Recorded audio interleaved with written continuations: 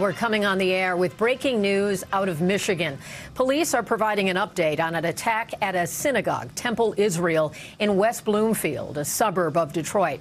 Now, this comes as two senior law enforcement officials briefed on this incident tell NBC News that a suspect is dead. That attack happened earlier this afternoon. Let's listen to authorities.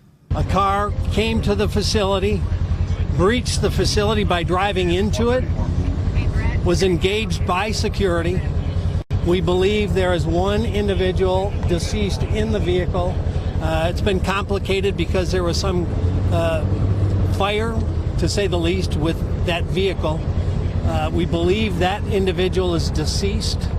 No kids, this is the important thing, no kids or no staff is injured whatsoever. Okay? So we have no victims other than one of the lead security people was hit by the car and was taken to the hospital for treatment. That individual should be okay. We're getting some reaction from Michigan Senator Alyssa Slotkin. She spoke just moments ago. Let's listen to that. Obviously, as a senator from Michigan, I'm watching what's going on right now with Temple Israel in West Bloomfield, Michigan, extremely closely. I know this place very well. Grew up not far from there, and law enforcement are still securing the scene. I'm not going to get ahead of the police. We have to listen to the warnings that they are putting out to the local community. That includes friends and family of mine who are sheltering in place and follow law enforcement.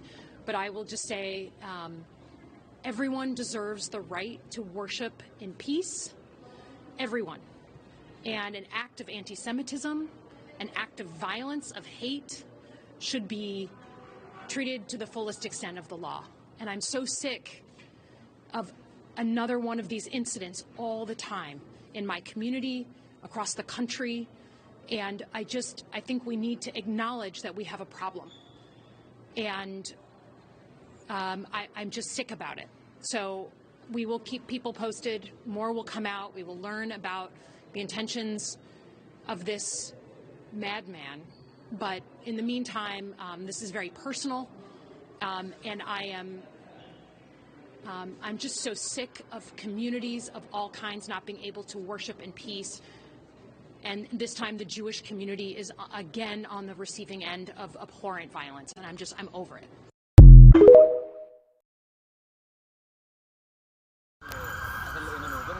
Active shooter on the ODU campus. I think he's subdued. That's my building I had to be in over there.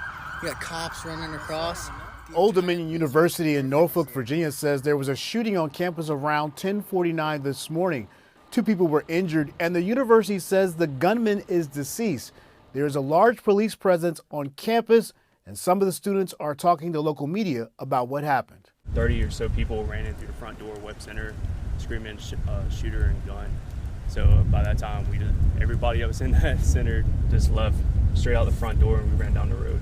Did you hear any gunshots or anything? I heard one, but then after that, everybody was so loud and screaming, you couldn't hear anything else. Authorities have identified the suspect in today's harrowing attack on Temple Israel in West Bloomfield, Michigan.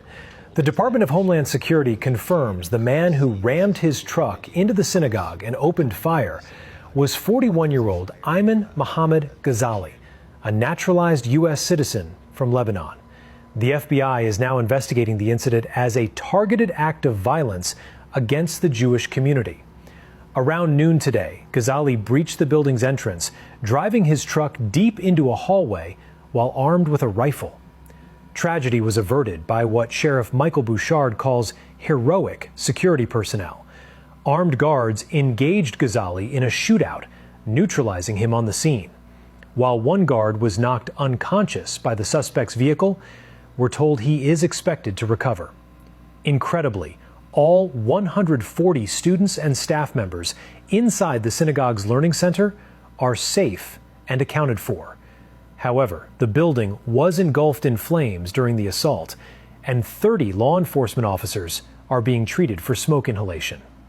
A motive is still under investigation as federal agents search Ghazali's Dearborn Heights home.